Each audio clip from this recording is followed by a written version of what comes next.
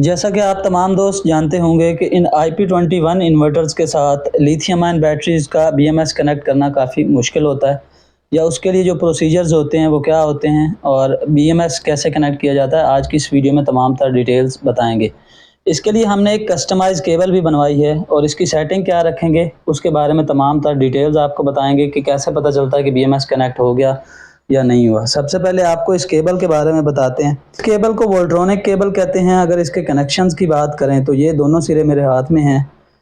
एक साइड पे आपने 7 और 8 नंबर पॉइंट यूज़ करना होता है और दूसरी साइड पे आपने 3 नंबर और 5 नंबर पॉइंट यूज़ करना होता है।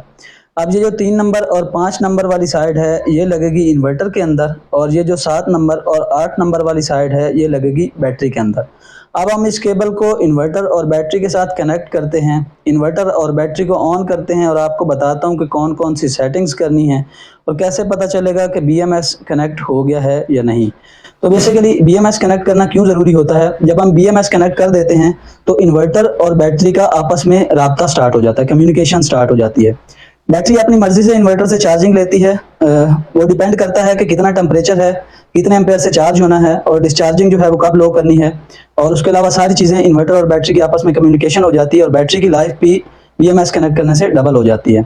अगर आप BMS कनेक्ट नहीं करते तो बाज़ औक़ात आप लोगों ने देखा होगा कि बहुत से प्रॉब्लम्स आपको फेस करने पड़ते हैं कि बैटरी फुल चार्ज नहीं होती या बैटरी जो है वो लोड चलाना बंद कर देती है।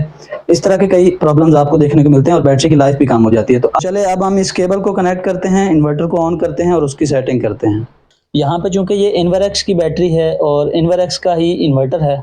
इन्वरएक्स की जो बैटरी है इसके अंदर एक पॉइंट होता है PCS का, इस तरह का आपको पॉइंट नज़र आएगा। दूसरी जो बैटरीज होंगी उनमें BMS, RS 485 या CAN का ऑप्शन नज़र आता है, वहाँ पे लगानी होती है और यहाँ पे आपने PCS पे लगानी होती है।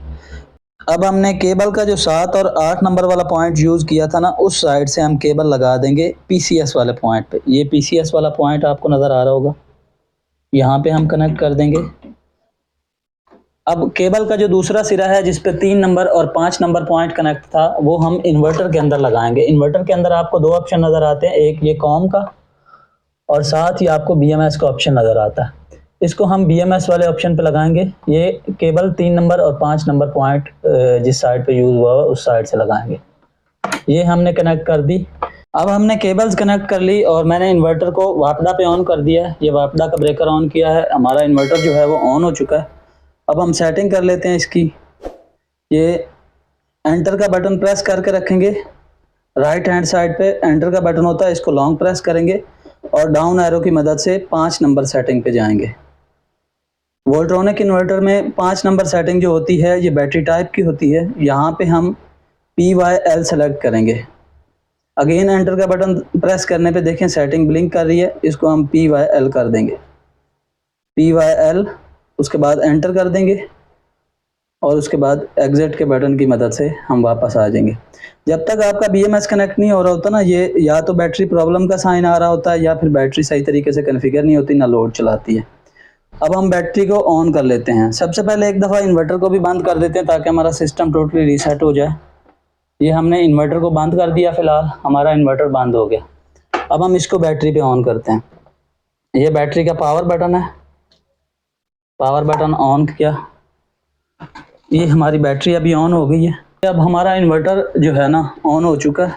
जब इसके साथ बैटरी सक्सेसफुली कनेक्ट हो जाती है, BMS कनेक्ट हो जाता है, तो ये जो बैटरी का साइन है ना ये ब्लिंक करना स्टार्ट कर देता है। आप देख रहे हैं ये बैटरी का साइन जो है ना ब्लिंक करना स्टार्ट कर देता है। अगर ये सक्सेसफुली कनेक्ट ना हो तो बैटरी एरर देना शुरू कर देती है। 69 नंबर वार्निंग आ रही होती है इस स्क्रीन के ऊपर।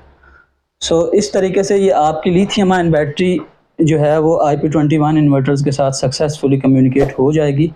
उम्मीद है ये वीडियो आपको पसंद आई होगी। इस तरह की मज़ीद वीडियोज़ के लिए MS Spark Solar को सब्सक्राइब कर लें, फॉलो कर लें। Thank you so much.